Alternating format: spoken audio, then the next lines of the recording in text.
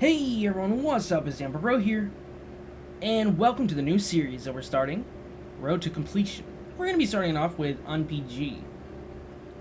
And in this episode, we are going to be sort of mastering the whole multi-threading thing that we were doing before. I have since learned quite a great deal, and I was experimenting and trying a bunch of new things to see, what performs the best. What I first decided to do was take a look at tutorials on Google and stuff and see how they did things and see how well it performed. That wasn't really working out. Midway through writing it, I was like, yeah, no, this does not seem that efficient. I guess is the best way to put it. So the next thing I decided to do was to kind of come up with sort of like my own little system. But before I actually got started on that, I discovered that somebody was actually creating a worker thread and then destroying it after its use.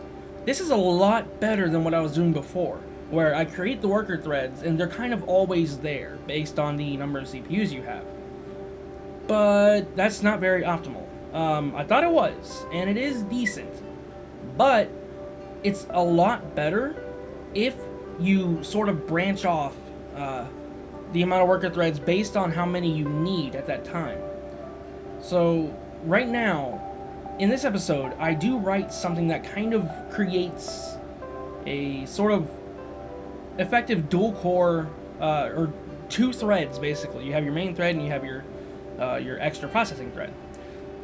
In the future, we are going to take advantage of more, but at the moment, this will take advantage of two cores.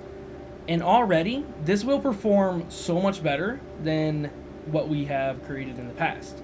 If you remember before, the point of using the multi-cores, or the other extra threads, was to kind of see what events were, rather tiles, not events, what tiles were sort of off-screen, and we can determine which ones to render on the main thread, and therefore improving performance. Because we don't have to process which ones need rendering on the main thread, we can do that on another thread. There's no point in all the extra processing. We can throw it somewhere else. And so we did. And for a while, it was working kind of great. However, it did have its bugs, and it was not asynchronous. That was a super big problem. The fact that it wasn't asynchronous meant that even though the worker thread was doing all the processing, it would kind of halt, I guess, the main program when it was sending the data back over. And we needed to figure out a way around that. The best thing we can do is make it asynchronous. However, they don't naturally, by default, support asynchronous workflows. So, instead, what we chose to do was to wrap it in an asynchronous function that returns a new promise. Not await. Do not use await, by the way. Await actually basically turns an asynchronous function into a non-asynchronous function, I've noticed. Perhaps I'm using them wrong. That's an extremely high possibility, but I definitely prefer new promises, even though they are a little bit bulky and probably outdated by modern programmer standards today. But I don't care about those. So if it works, it works. If it's not too spaghetti, hooray! So anyway, as I was saying, we kind of wrapped the thread with the creation of the thread and the on message part of the thread into an asynchronous function that has a callback, in which we use that to sort of process everything. Now, kind of skipping ahead a little bit, you can see I started working on a sort of like really jank and kind of ghetto-ish little tile renderer thing to show and to see how it works and everything. And it turns out it does indeed work great. This took about, I want to say, an hour? Yeah, like about an hour. Pretty close to an hour to actually finish for this little sample thing here. And it's working though. It's working out really great. Now, the things that we need to do are split the tile array into chunks, and then use those chunks to sort of, how can I explain this? Create other worker threads on that one worker thread, which do not have to be asynchronous, by the way. Okay, it's hard to explain what I'm saying, but effectively what we're going to be doing is using the worker thread to branch off more threads if needed. Does that make sense?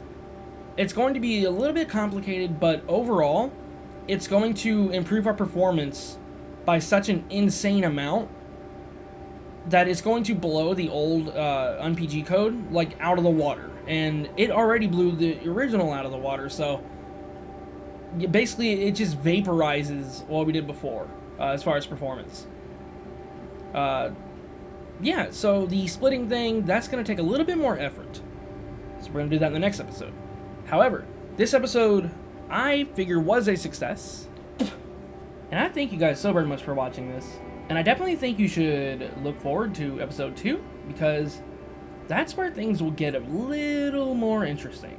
Eventually, I plan on sort of exporting everything so that we can, use it for RPG Maker instead of just, standard HTML stuff.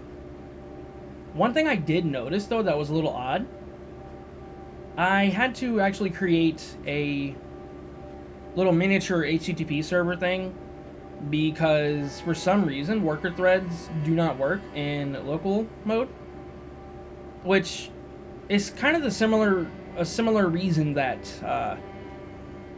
XML HTTP doesn't work, for example, in offline mode as well, and it's for security reasons, which actually makes no sense because you're a lot less secure online than you are offline. So if you were trying to use XML HTTP requests to import a custom JavaScript file, well, it wouldn't do it without without it actually thinking that it's online, like by using a little virtual server or whatever, which technically does put it online because all they gotta do is use the port. Whatever. Anyway, long story short, though, it wouldn't let me, so I had to create a little HTTP server to test the tile renderer. But in the end, it worked out, and it's pretty cool. Let me know what you guys think in the comments below. Also, if you need any commissions for anything, for any reason, that be art, music, or whatever, check out the link in the description as well. See you guys later. Thank you all so much for watching. Peace out.